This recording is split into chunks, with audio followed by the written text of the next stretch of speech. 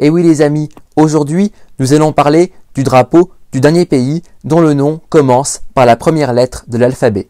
Ce pays, une ancienne république soviétique qui n'est pas vraiment géographiquement en Europe, s'est fait pourtant connaître en remportant le concours de l'Eurovision en 2011, en organisant la première édition des Jeux européens de sport en 2015 et en accueillant l'édition 2016 du Grand Prix d'Europe de Formule 1.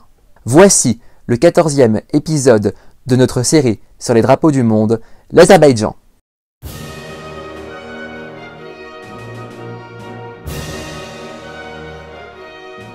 Avec une superficie de 87 000 km² et une population de 9,8 millions d'habitants, la République d'Azerbaïdjan est un petit pays du sud du Caucase.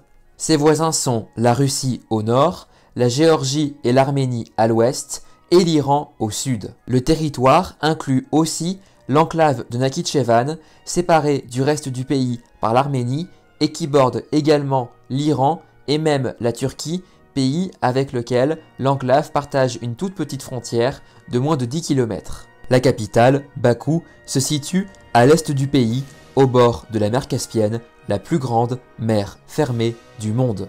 L'Azerbaïdjan est un pays où plus de 90% de la population est de confession musulmane et où la langue officielle, l'azéri, appartient au groupe des langues turques. Ce double héritage se retrouve dans les symboles du drapeau national, officiellement adopté en 1991, année de l'effondrement de l'URSS. Le drapeau azerbaïdjanais est constitué de 3 bandes horizontales, bleues, rouges et vertes, avec au centre un croissant et une étoile à 8 branches. Le bleu symbolise l'appartenance de l'Azerbaïdjan au monde turc. Le rouge représente les progrès et la modernisation réalisés par le pays.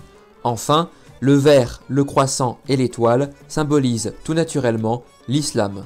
Les 8 branches de l'étoile évoquent les 8 peuples turcophones dans le monde, à savoir les Azéris, les Turcs, les Kazakhs, les Kiptchaks, les Seldjoukides, les Tatars, les Turkmènes et les Yakoutes. On peut enfin noter la quasi-ressemblance entre le croissant du drapeau azerbaïdjanais et celui du drapeau turc. En 1828, le territoire de l'actuel Azerbaïdjan passe sous contrôle de l'Empire russe après plusieurs siècles de domination perse. En 1918, profitant de la révolution bolchevique, l'Azerbaïdjan proclame une première fois son indépendance et adopte un drapeau similaire à celui utilisé aujourd'hui. Mais 2 ans plus tard, le territoire azerbaïdjanais est occupé par l'armée rouge et en 1922, l'Azerbaïdjan est officiellement intégré à la toute nouvelle Union des républiques socialistes soviétiques, l'URSS. L'Azerbaïdjan est alors intégré au sein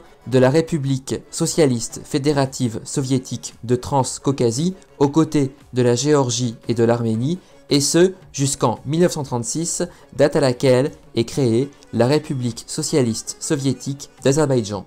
Cette entité politique connaîtra en tout 4 drapeaux différents. De son côté, l'enclave de Nakhitchevan, qui a obtenu un statut d'autonomie au sein de la République socialiste soviétique d'Azerbaïdjan, possède également son propre drapeau. En 1991, l'URSS s'effondre et l'Azerbaïdjan retrouve son indépendance. Mais le pays se retrouve aussitôt engagé dans un conflit armé avec une autre ex-république soviétique voisine, l'Arménie, au sujet du Haut-Karabakh. Ce territoire, peuplé majoritairement d'Arméniens, a été rattaché par Staline à la République socialiste soviétique d'Azerbaïdjan en 1921. Depuis le milieu des années 90, le Haut-Karabakh, bien qu'étant internationalement reconnu comme un territoire azerbaïdjanais, est contrôlé par l'armée arménienne. Pour rappel, j'avais déjà évoqué le conflit du Haut-Karabakh dans ma précédente vidéo sur le drapeau de l'Arménie. J'ai d'ailleurs mis le lien de la vidéo dans la description pour ceux qui seraient intéressés. Malgré tout, l'Azerbaïdjan a connu depuis une quinzaine d'années un développement économique phénoménal grâce à ses réserves de pétrole et de gaz. La capitale, Bakou, s'est dotée de nombreux gratte-ciel ultramodernes. Entre Russie, Iran et mer Caspienne, le pays occupe une position stratégique sur le plan géopolitique. Mais l'Azerbaïdjan, c'est aussi un régime autoritaire où les libertés individuelles sont très fortement encadrées. L'actuel président, Ilham Aliyev, est au pouvoir depuis 2003 suite à la démission de son père qui avait gouverné le pays pendant une décennie. Élu à chaque élection présidentielle avec un score avoisinant les 80%, il ne tolère aucune véritable opposition. De plus, avec l'épuisement progressif de ses réserves d'hydrocarbures et la chute des prix mondiaux du pétrole depuis fin 2014, l'économie azerbaïdjanaise a fortement ralenti. S'il veut continuer à se développer à marche forcée, l'Azerbaïdjan aura grandement besoin de diversifier son économie. Et voilà, c'est la fin de cette vidéo azerbaïdjanaise. Nous en avons donc terminé avec la série des pays commençant par la lettre A. Et pour commencer la série des pays commençant par la lettre B, nous parlerons du drapeau de l'archipel paradisiaque des Bahamas. N'oubliez pas de vous abonner à ma chaîne YouTube, d'aimer et de partager cette vidéo.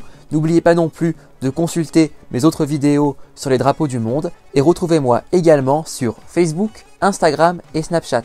A très vite pour une nouvelle vidéo. Salut!